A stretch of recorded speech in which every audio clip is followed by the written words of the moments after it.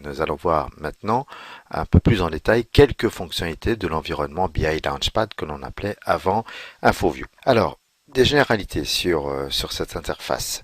D'abord, il faut bien avoir à l'esprit que l'utilisation, la gestion et l'aspect des documents Web Intelligence via un navigateur web, ici Internet Explorer, sont déterminés par les éléments suivants. D'abord, il y a le profil de sécurité de l'utilisateur qui a été défini par les administrateurs, par l'administrateur de l'environnement SAP Business Object, défini avec l'outil dont on a déjà très rapidement parlé, la CMS. C'est cet outil-là qui permet de donner des profils aux utilisateurs, des droits sur certains documents, sur des univers, des restrictions de ligne pour les documents, etc. Donc, le profil de l'utilisateur détermine un aspect de l'affichage. Les documents Web Intelligence aussi dépendent de l'outil de visualisation de l'environnement de BI Launchpad. On peut définir ceci par une option préférence que l'on verra tout à l'heure.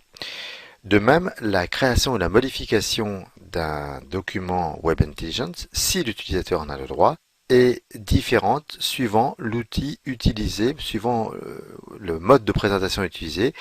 Là encore, mode de présentation qui est défini dans le menu, le bouton préférences. Alors, nous allons nous connecter sur BI Launchpad en tapant le mot de passe. Le mot de passe vous est donné par l'administrateur SAP, Business Object. En général, c'est l'administrateur qui le donne, mais l'utilisateur peut le modifier et doit même le modifier lors de la première utilisation. Et ensuite, nous arrivons donc sur le portail, enfin la page d'accueil que nous avons déjà vu tout à l'heure, avec ici, vous voyez que des documents qui ont déjà été ouverts, les derniers documents visualisés, pas d'alerte et pas d'exécution. L'exécution, c'est la planification de documents pour que ça s'exécute à un certain moment. Alors, dans cette interface permet de mettre ensemble, donc cet environnement, cette page d'accueil, de mettre plusieurs types d'applications.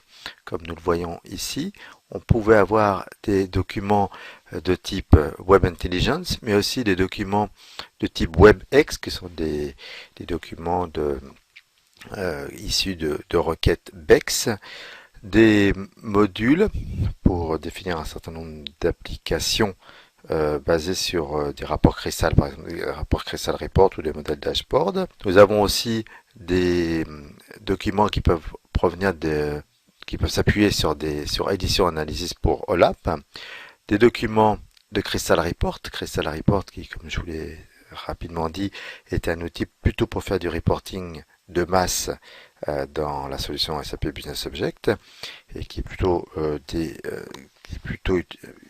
à utiliser par des informaticiens puisque c'est à base de requêtes SQL que l'on définit le travail et l'espace de travail BIA qui permet donc de mélanger ensemble un certain nombre d'informations et ce qu'on a déjà vu, les requêtes, les documents Web Intelligence.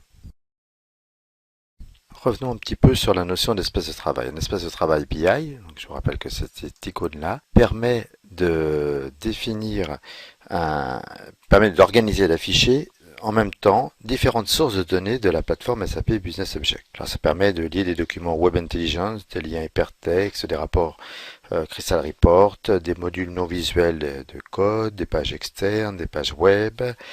On peut donc mélanger des objets de type module, document Web Intelligence, des documents édition pour OLAP et modèle dashboard, des rapports Crystal Report, des documents PDF aussi, ainsi que des feuilles de calcul Excel, des documents Word, des fichiers texte, des liens hypertextes, etc. Donc ça permet de remettre ensemble tous les documents qui ont trait, par exemple, à un projet. Donc nous n'allons pas aborder dans le cadre de cette vidéo l'utilisation de cet espace de travail, mais vous voyez, vous cliquez ici et en faisant intervenir ici une bibliothèque de modules, vous avez soit sous forme de ce modèle ici, donc vous avez des groupes, liste de navigation, on peut mettre ici liste de navigation, on peut mettre les modules texte ici, et après définir chacun de ces panneaux, de ces tableaux à l'intérieur de l'espace de travail pour le remplir avec des objets de notre projet. On peut aussi passer avec, on laisse à plat, avec les boîtes, là c'est pour la communication entre les utilisateurs avec les boîtes de réception, des alertes, applications, etc. Ici, nous avons le module public où on aurait pu par exemple définir remettre ici pour l'utilisateur qu'il ait directement accès à l'ensemble des documents du domaine public. On verra tout à l'heure quelques exemples parmi ces documents qui sont proposés par l'éditeur. On aurait pu mettre aussi des modèles espace de travail BI avec ici il n'y a pas de modèle avec celui-ci où on a une liste de l'éditeur de requêtes, par exemple pour aller directement à un document Web Intelligence. Donc nous allons fermer cette définition de l'espace de travail BI et nous allons revenir donc à l'accueil. Nous avons cette présentation que nous avons déjà vue. L'autre onglet, ici Documents, permet de présenter les documents. Nous n'avons que des documents Web Intelligence, mais il peut y avoir d'autres types de documents ici. Alors, le document que nous avons créé tout à l'heure, qui s'appelait mon premier document Webicat, a été créé, comme nous l'avons déjà vu, dans mes favoris. C'est mon espace personnel, ça fait partie de mes documents. C'est là-dedans que l'utilisateur va positionner ces documents qui lui sont propres. Nous avons d'autres catégories, d'autres types de classements, dossiers. Nous n'aborderons pas catégorie.